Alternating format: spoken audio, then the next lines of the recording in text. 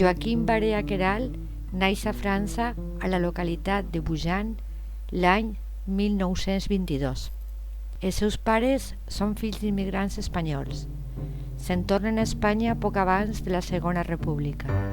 Fixaran la seva residència al seu poble d'Almassora.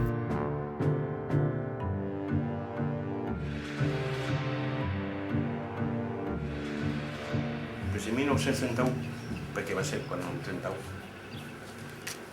me'n recordo aquest dia, que no degué ser aquest dia, degué ser perquè caia me parece que caia en dimecres el 31. Jo me'n recordo que anava a escola, en el carrer Colón, me'n recordo l'escola i tot, i me'n recordo este dia per la particularitat perquè m'ho vam estrellar, que pujara damunt d'una cadira i que baixara al quadre. Ni nosaltres ens vam en contra del quadre d'Alfonso XIII ni menys. I veiem que baixa el quadre d'Alfonso XIII i ens diu, hoy va ser un dia festivo y no habrá escuela. Pues claro, pues no habrá escuela, tots ja eren contents. Y va a decir, porque estamos en la república. Ni sabían lo que era una república, ni mucho menos nosotros. Pero aquell dia me va marcar que va baixar el quadre, perquè va pujar una cadira i l'efecte de baixar el quadre d'Alfonso XIII, per mi això era una cosa extraordinària, que això se va quedar. Ja no recordo res de la república ni del dia, solament el dia que van tindre festa tots els xiquets i com així tots contents de que era una república i que era el 31. Això és l'únic que siga l'any 1901. Ara me recorde, però és impossible recordar-se, perquè jo tindria uns 9 anyets. Era això.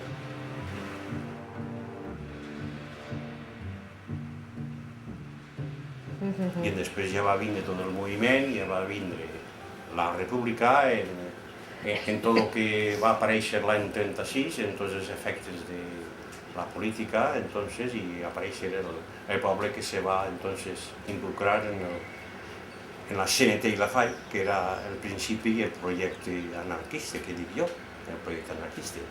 Bueno, doncs el projecte anarquista, el que més ens va entusiasmar, que ja era més major, ja no era a l'escola, ja tenia 13 anys en el projecte anarquista, ja estudiava en Castelló, ja sabia, en 36 estava estudiant en el batxiller, i ahir sí que me percate del canvi que hi havia en el poble, perquè tots eixien, tots els treballadors, eixien a llogar-se en grupos. A la plaça principal de Almassora, en grupets de 3 o 4, això està a la memòria.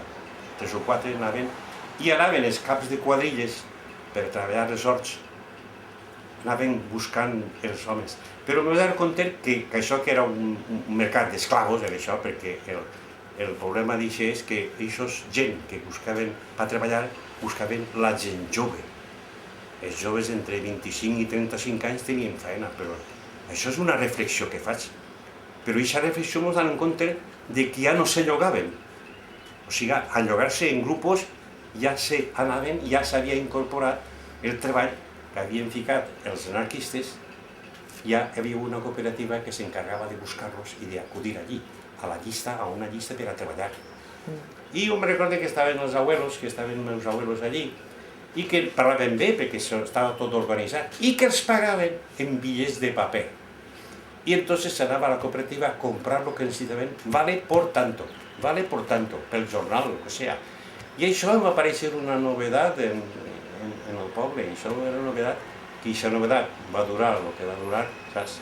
No va durar excessivament temps, perquè en seguida va haver el govern republicà o sigui, des de Castelló ja van haver ordres al governador de que no poguera fer això i no van tindre l'ajuda necessària. Algunes poblacions en Aragó sí que s'ha fet i s'ha pogut mantindre, però així no ha hagut. Pot ser que n'hagi hagut algun poble separadament, però jo estic ignorant d'això, però jo conté el que entonces estava.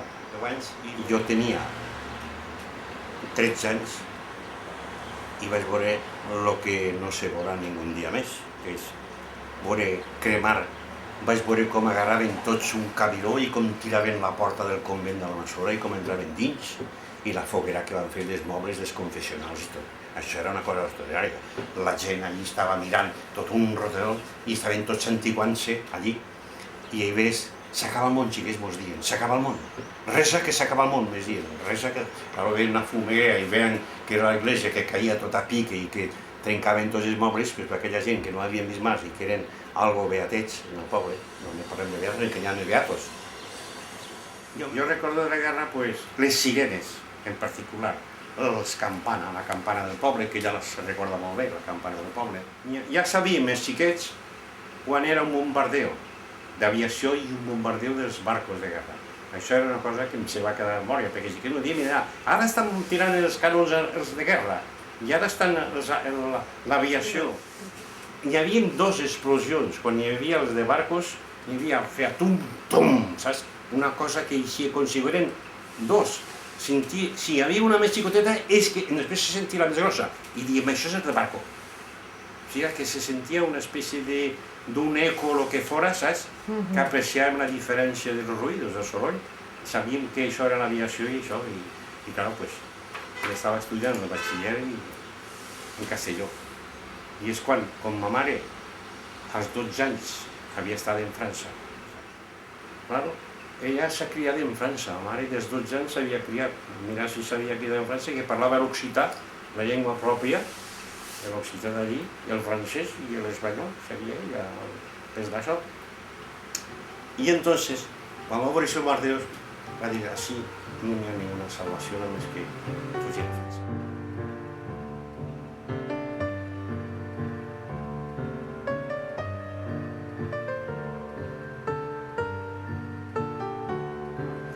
Van tindre que fer uns volteig portats a mà, se va tirar a fer l'autostop entonces en aquella època que estava en plena guerra, que això seria en els anys, l'any 38, en 1938, perquè jo recordo molt bé perquè això, el problema és que en 38 tallen els franquistes el front, en Vinaròs tallen, i entonces jo vaig calcular tot això, que això seria pel fred que feia el mes de febrer seria, i per ma mare va parar un camió d'estos militars i van tirar cap allà. Jo me'n recordo que van pujar junt amb gent que hi havia i van cap a Barcelona.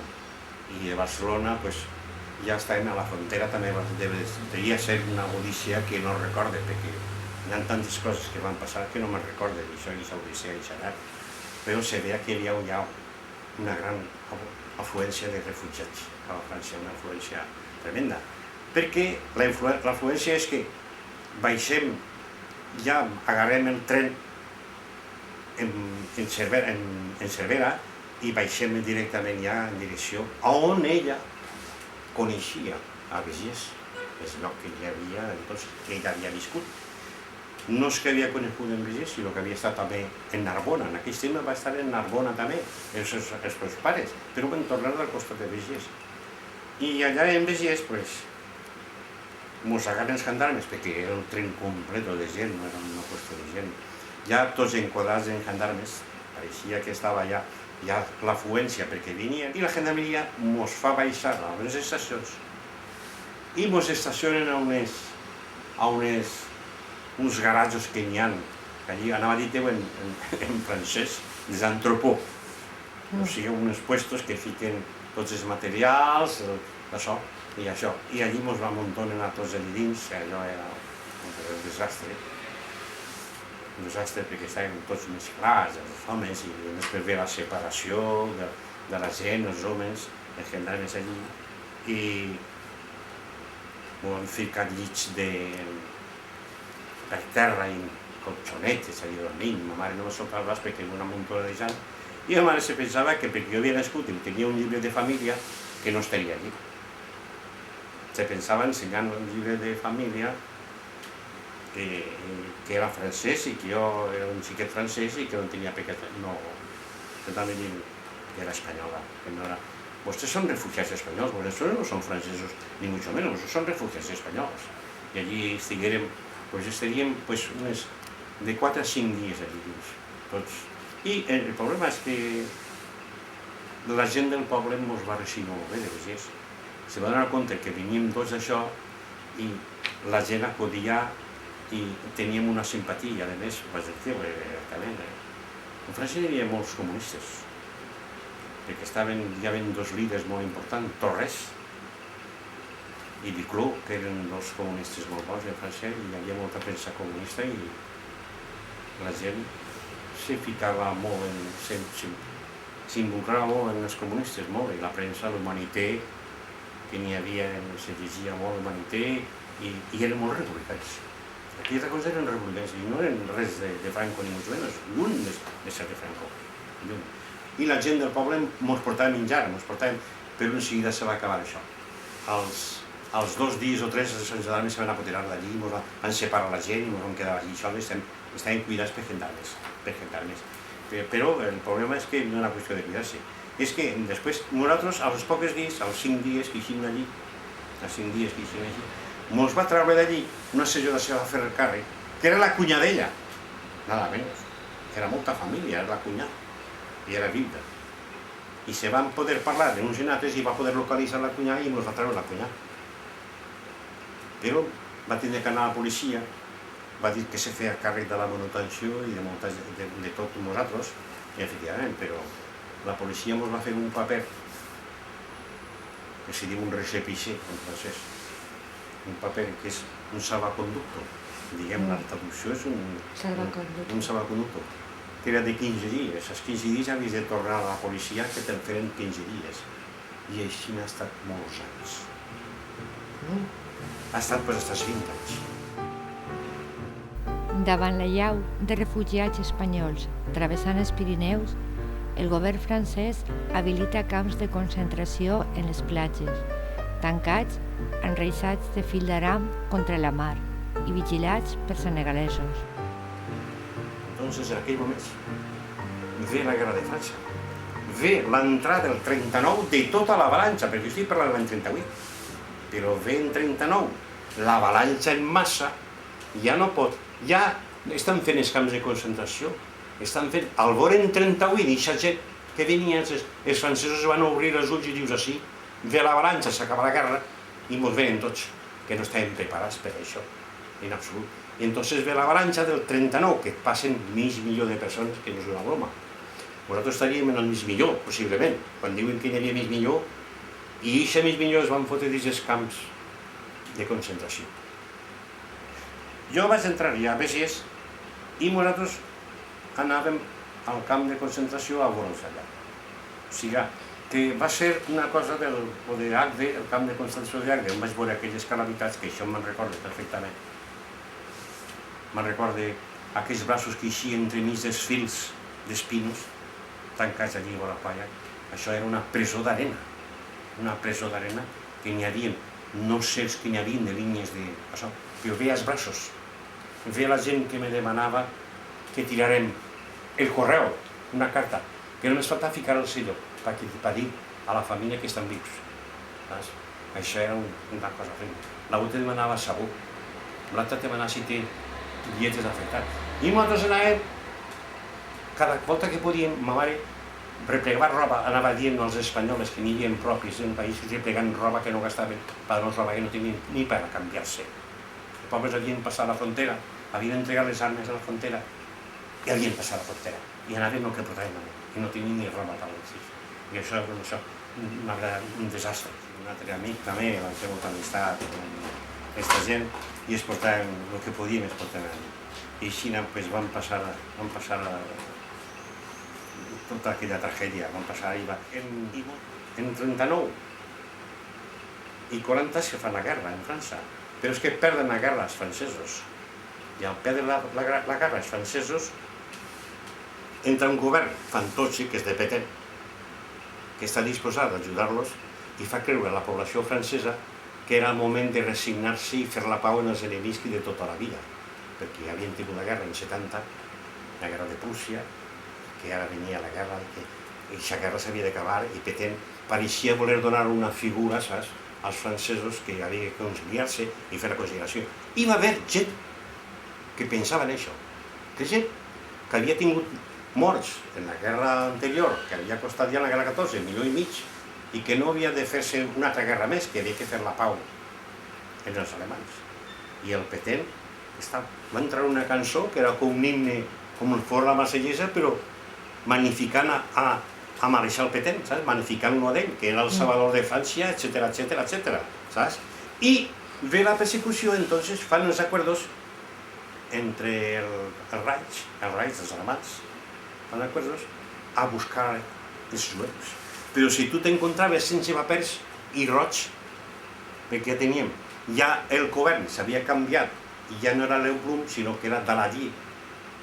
Ja estàvem en l'any 40 en Daladier. Entonces eren fascistes. Y entonces ve la prensa que nos comienza a donar-nos i a buscar-nos, a ficar-nos en la premsa dient que érem nosaltres els que havien matat els capellans i havien cremat les esglésies. El problema és que dins d'aquests camps de concentració desapareixen quan fan la guerra als alemans, a França desapareixen i entonces venen als camps de concentració les autoritats franceses dient nos tenim dos camins. O en torneu a Espanya, o la Legió, que tenien la Legió, o tornem a Espanya. I entonces es van dir, molta pena, va tornar a Espanya, de tota aquella gent que van vindre, i 5.000 milions de persones, deien tornar almenys a la meitat de l'any tornar. Però una altra meitat no se va resignar, sí que estaven compromesos en Espanya, se van quedar allà.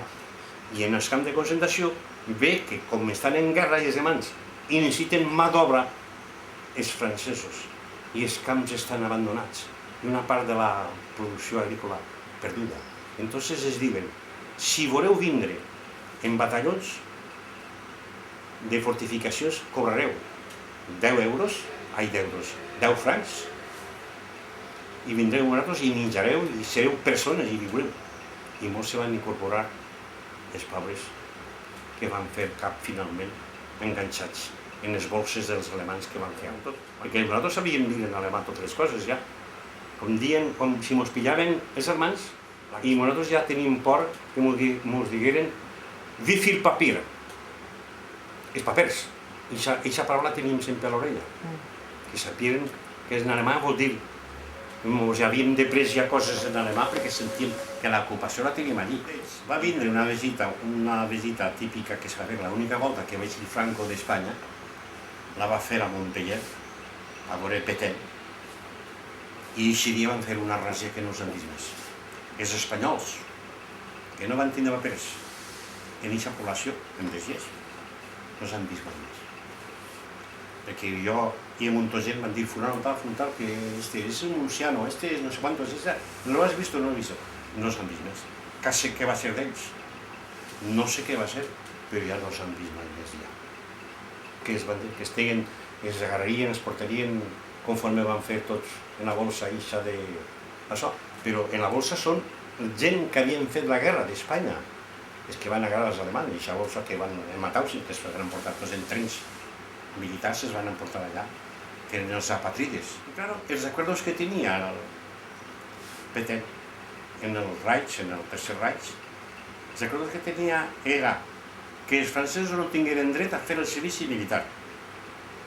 Però, en canvi, tots aquells que entraven en la classe de fer el servici militar, farien el servici obligatori a Alemanya, a fer armament i a treballar en les fàbriques d'Alemanya. I ahir és quan m'enganxen, me volen enganxar. El problema és que jo no era francès quan es convenia. Quan jo me convenia a mi de ser francès, no tenia dret a ser. Tenia que esperar a fer el servici militar francès, però com entonces no estava obligat, el govern que hi havia no tenia dret a fer una organització militar de reclutes. Els reclutes tenien que ser voluntaris, que es diu STO, Servicio de Treball Obligatori, o sigui, Servici de Treball Obligatori. I ahir, per ser jo i tindre papers, tenia que anar-me'n a Alemanya. I és quan ma mare decideix, així no hi ha més situació que tornar. El retorn a Espanya l'any 1942 se'ls fa angoixós. En la comissaria de policia de Portbou els registren i els interroguen. Fugien d'una guerra i dels alemanys, però no podien pensar el que trobarien al poble d'Almassora.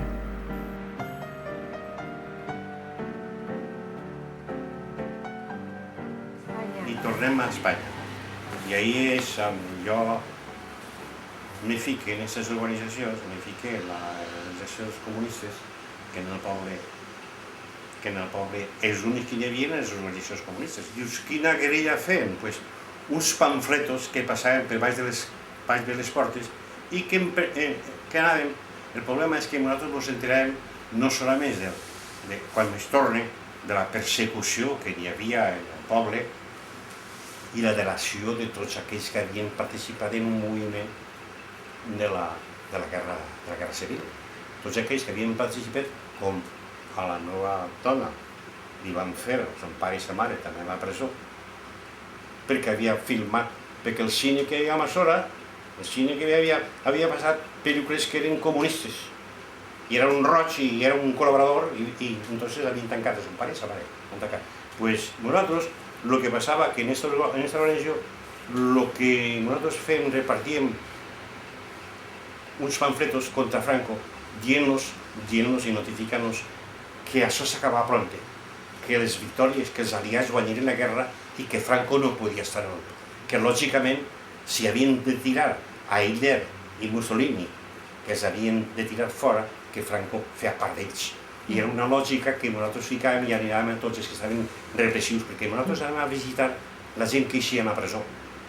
Eixia molta gent hasta trastornats, que havien estat dies i setmanes en condenació de morts per delació i condenats a morts. I quan m'eixien no estaven gent normal. Nosaltres anàvem a animar-los, a esta gent. Animar-los. El jefe de Falange, quan estaven de sospecha de mi, estava ell, el que és que coneixia la meva família, la mare, conforme a ma mare, la van cridar al quartel de la Guàrdia Civil, que la coneixia molt bé, el sargento, perquè eren de la mateixa anys, de la mateixa època, coneixia molt bé, i li van dir, senyora Maria, vostè està en una reunió subversiva escoltant la ràdio per la nit, y ahora, vostè li pot costar car. estimados oyentes de la Pirenaica, A ma casa estava la Pirenaica, unas sencillas y sentidas palabras. aquella època on se parlava de la liberació d'Espanya, de Franco, que era un criminal, que això és, i se parlava de partes de guerra, dient que els russos adelantaven, que estaven així, que estaven allà. Era una informació que no estava permisa, de saber les coses que es passaven dels rojos. Entonces el règim no volia admetir la liberació de l'Europa que estaven fent els russos, i se sentia i acudien per la nit molta gent que tenien ja la etiqueta, diguem que no eren addictes al règim, que eren tots rojos, que eren republicans o eren altres partits o el que fora, però ja eren antifranquistes. I la van avisar a ma mare. I després em va tocar a mi, durant la instància que estic jo fent la resistència i això, es veu que hi ha una delació, no sé per quin costat, i me criden al quartel de la Guàrdia Civil. Me criden al quartel de la Guàrdia Civil. I jo vaig tindre sort, que jo estava en la casa de Socorro, de Castelló, i estava allí a la disposició dels metges. Jo era com un conseller i quan me dien alguna cosa, o si volien que portara alguna cosa per veure ells o el que siga. I vaig fer una amistat amb don Antonio Villanueva, que era el forense de Castelló i el metge de la Guàrdia Civil. Sí. I és quan me pillava el sargento. Yo ya lo esperaba, si hubieras visto conforme lo ha recibido. Usted ya lo sabía que era un rojo.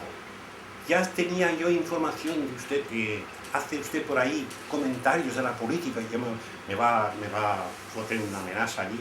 No me va a tocar ni res, però anava a fotre una multa o no sé quan ens anava fent i a veure si me pega o d'això. I dic, mire, no me recordo que això sí que me recordo. Usted dame, que jo sabia que de matí estava de guàrdia, feia la guàrdia, la visita, no la guàrdia, la visita a la Guàrdia Civil de Castelló y estaba don Antonio Villanueva. Y yo digo, mire usted, ya no está el cuartel de Guàrdia Civil. De tal hora que está don Antonio. Usted pregunte por mí a ver quién soy yo. Efectivamente, pagará el número a la que le va a dir don Antonio Villanueva, el número que ha escoltat. I jo no vaig saber el que li va dir. pero me va a decir, salga usted de aquí, pero le espero que caiga en mis manos próximamente. O sigui que ja estava amenaçat d'això i don Antío me va salvar de la paliza o de lo que fora que m'haurà pogut fer una cosa. Quan fan la repressió que vaig salvar la meva dona, jo m'entere, coincidències, que s'havia hagut una delació, justament, del nostre grup comunista de la Masó. No sé com, no recorde, m'hauria recordar-me com vaig, en Castelló. Jo de Castelló no sé com comunica la meva dona, diu, vés a avisar a Ramon que venen a per vosaltres. Jo ja no vaig entrar a la Masó. Jo m'amagué, li dic a la meva dona i m'amagué en una casutxa d'una gent que coneixíem que estava a casa dels afores del poble. I vaig estar, no sé, una setmana estaria per allí, però en vista que jo m'enllagava tant que estàvem fent la redada a Masora, jo me'n vaig a València. I me'n vaig a Castillos, que encara tinc família en València jo. I me'n vaig un mes en València, fins que se calmara a veure què passava. I vaig donar jo un certificat que com que estava mal en Castelló la feina. La mare de Joaquín se n'havia tornat a França. El pare, en un segon intent, aconseguí creuar la frontera per a reunir-se amb la seva dona. Joaquín, aleshores, és ja un home casat i pare de la primera filla. La seva situació sota el control de la brigada político-social, més la notícia de la gravetat de l'estat de salut de son pare, li porta de nou a França. Joaquim, la seva dona i la seva filla viatgen a Béziers i després es traslladen a Toulouse, on viuran més de 30 anys. En febrer del 1996 retorna de l'exili definitivament. I és quan Leó de Béziers encontra feina en Toulouse, de comptable. De comptable. De comptable. Jo havia anat als cursos de comptabilitat per la nit, una escola que es diu l'Escola Piger, que és una escola molt coneguda, és una escola de dactilografia, que entonces se feia la dactilografia, i vaig dependre el francès perfectament. Entonces vaig anar a cursos de francès i vaig dir el francès. Va ser comptable, tenedor de llibre, havia que saber la llengua i tot això. Perquè jo al vindre a Toulouse me torne a sentir exilat com tots. El problema és que tornes a rememoritzar tot el passat i m'ha juntat en gent de molta categoria i en héroes que han mort anònimament. En gent que han mort en l'anonimat més absolut, han mort. I que han sigut héroes de la resistència i republicans de categoria. En anarquistes meravellosos. És que jo vivia a Travolta tot el moviment i tota la guerra d'Espanya i tot. Què feu, tertúlies o teniu un lloc de Fem trobada? tertúlies i a més nosaltres vivíem en una casa on hi havia sis matrimonis exilats. Sí, nosaltres érem un altre lloguet que només teníem 2 peces per dormir i per a fer el menjar. I vivíem com si estiguéssim en república. Vivíem com si fórem una república allí. I parlava de gent i que parlava de la seva hassanya, de la seva odissea. Ella va perquè la vela que se fa en Montauban se fa també una vela artística, se recorda Espanya, se porta un guitarrista i se recorda Espanya, diguem que és una manera d'eixir de la costum francesa, és recuperar el dels pares. A l'enyorança d'Espanya, després vindre així, enyora el lloc, perquè allí no veia els problemes que n'hi havia en Espanya.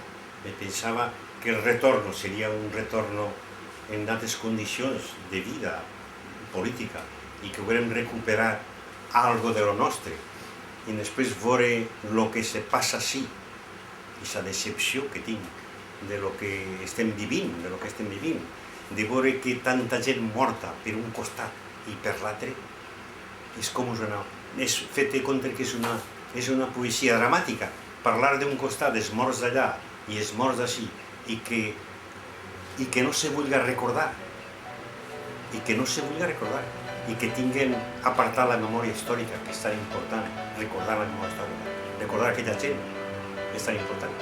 Per això jo ara estic tranquil de tinc la làpida col·locar en Castelló a tots els espanyolets d'allà. Això per mi és una cosa tremenda. No dormia fins que he tingut la làpida i que s'hagi estrenat. Això ha sigut una cosa que no se pot dir en paraules. Però malgrat això dius, me tornaria a exiliar. Sí. Per Sí. què? Perquè no m'agrada. La situació en què ens encontrem així no m'agrada absolutament.